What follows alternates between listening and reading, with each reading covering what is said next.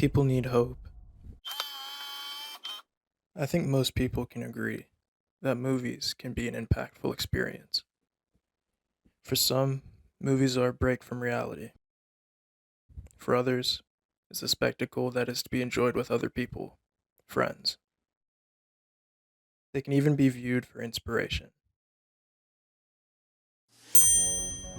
That's what good stories do. They take your mind somewhere. If you allow it, a story can make you feel happy, sad, enraged, empowered, etc. I'm sure you know this. I'm sure you've seen a good story or 12. So why do I bring it up? Because that's what this project is. It's literally a story of the Batman. Who am I, you may ask? Good question. I'm just some random guy who writes words. Ever since I was a kid, I loved telling stories.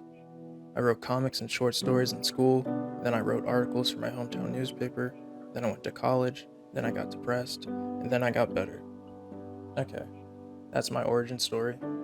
Here's the origin of how this comic came to be. On the night of Saturday, March 5th, 2022, I went into some theater in Asheville, North Carolina with my friends. I do not live in Asheville, you will not find me there. I had an awful headache, and being locked in on a huge screen for the next 3 hours definitely didn't help. Being honest, I didn't walk out of the theater with a desire to listen to Nirvana in a dark room. That was after the fourth watch. However, I did want more. So I went again, and again, and again. Why? A year ago from this point, I didn't really care all that much about Batman. I was always a Robin guy. But during winter of 2021, I watched a TV show called Gotham that renewed my love of Batman.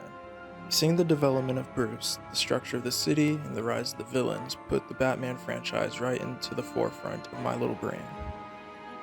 So it's understandable why I watched it 4 more times in theaters. I think Batman is cool. But what made me watch it 50 more times? Well, I'll blame it on depression.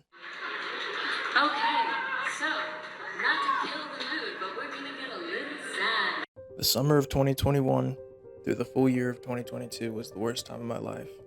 So, after a long day of battling my thoughts in order to be sane and functional, I would turn on the Batman and watch for maybe an hour, just to feel okay. When I watch the Batman, I don't think. I feel comfortable. Why did it make me feel okay? Many fans of the movie point at Bruce, hair drooping down and sulking about, and say, he's just like me for real. It's relatable. Not in the sense that we can all relate to seeing our parents murdered and turn to beating crooks to make ourselves feel better, but the feeling that exudes from the story is relatable. Pain. That's not to say I was all doom and gloom watching it. Sometimes I was quite happy, laughing at things that probably weren't intended to be funny. The story of the Batman is one of transformation. A person sees himself in one way before realizing that others see him in a different light. He realizes he has to change, to become more. This story is about becoming more. The journey of opening up and trying new things.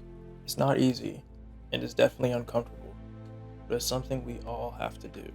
Whether it's the transition from being a college student to an actual human being, from being a wife to a mother, or going from training wheels to an actual bike, we all must go to uncommon grounds to better ourselves. I don't know about you, but when I feel the heat of change creeping up, I freeze. For a split second, the thought of falling back into darkness crosses my mind, and I'm left with a decision: to fall back or move forward.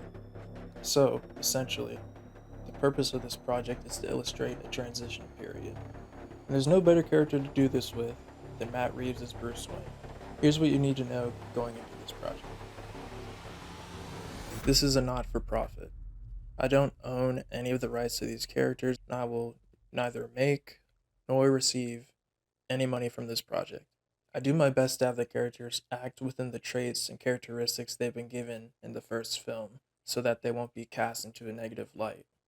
I just put them in situations where they're forced to make decisions. When I say they, I mainly mean Bruce. Bruce Wayne is the main focus of the story, and I want him to be forced to make uncomfortable decisions, forced to really listen to his heart. I thought that one way of showing this is with a love interest. Now, Batman has a love interest in Selina Kyle, but Bruce Wayne isn't really her type. So, I wanted to use a character Bruce Wayne is comfortable with to get him to start thinking about his life differently. That character is Dorothy Dex Alexandra Starling. Dex is from the prequel novel to The Batman, Before the Batman, an original movie novel. This novel is canon to the movie and shows the growth of teenage Bruce to the vigilante we see on screen. There are plenty of great recap videos if you haven't read the book, but here's what you need to know about it for this project. In the novel, Bruce wants to live on the edge and see what it's like being a normal person in Gotham. He tests the limits of his car and runs into Dex, introducing himself in disguise as Paul. After racing with her a few times, Bruce doesn't see Dex until years later when they're in their late 20s and Bruce has become Batman. As Batman, he encounters Dex as a getaway driver in an explosives operation run in Gotham by Reed Piggy Porcello, a lackey of Carmine Falcone. Dex's father, Bennett, was framed by Piggy and put in jail, so Dex was blackmailed into delivering the explosive gel into Gotham in exchange for her father's release. In the end, they got enough evidence to prove Bennett Starling's innocence, forcing Falcone to shut down the operation. The Starlings even got a check from Wayne Industries to help start anew in Metropolis. So, in this project, when Dex shows up in Gotham promoting her auto shop, Bruce is surprised she came back, but it seems she's doing well. At the same time, Dick Grayson enters the scene, and the expected tragic circus accident occurs, leaving Bruce with a choice. The situation is all too familiar to him, and he wants to help, provide that hope he is trying to become. But he also wants to catch the perpetrator of the crime, which he thinks will be of even more help. All of this is happening while Batman and the police butt heads in the chase for the killer known as the Ghost. In this pursuit, Batman thinks outside the box and wants to team up with organized crime to take him down. Running point for organized crime in this team up? Joe Chill. So not only does Bruce want justice for the Graysons, he wants revenge on his parents' killer. But with Dex and Dick, he sees a different path, one without a suit. Will he pursue the ultimate form of vengeance as the Batman's final act, and put away the suit to start anew? Or will he ice everyone out and continue his solo act, thinking it's for the best? Don't go into this thinking, oh, this kid thinks he's a better writer than Matt Reeves. I don't. This is ultimately just for fun. I do feel it is an important story to tell though. Of course, I couldn't do this alone. I was able to assemble incredible talent to bring this story to life. Jaxson Derr is well known for his superhero art, and to my surprise, he responded quickly to my proposal and was excited to join. Originally, he was supposed to be the only artist, but we decided to add another for the role of colorist, Kay Richardson. The collaboration has been incredible. They both bring so much knowledge to the project and quite literally set the tone. I was able to find awesome voice talent as well, like Joe Pissarro to voice Dick Grayson, Isabella Tugman for Dex, Gavin Duff as Alfred, Gary Lyons as now Captain Gordon, and Danny Doyle as Joe Chill. Yeah, I forgot to mention that I voiced Batman in the project. I guess that's kind of important. I'm Batman, am I right? Yeah, anyway. Many other great people devoted their time and voices to the project, and their work was crucial.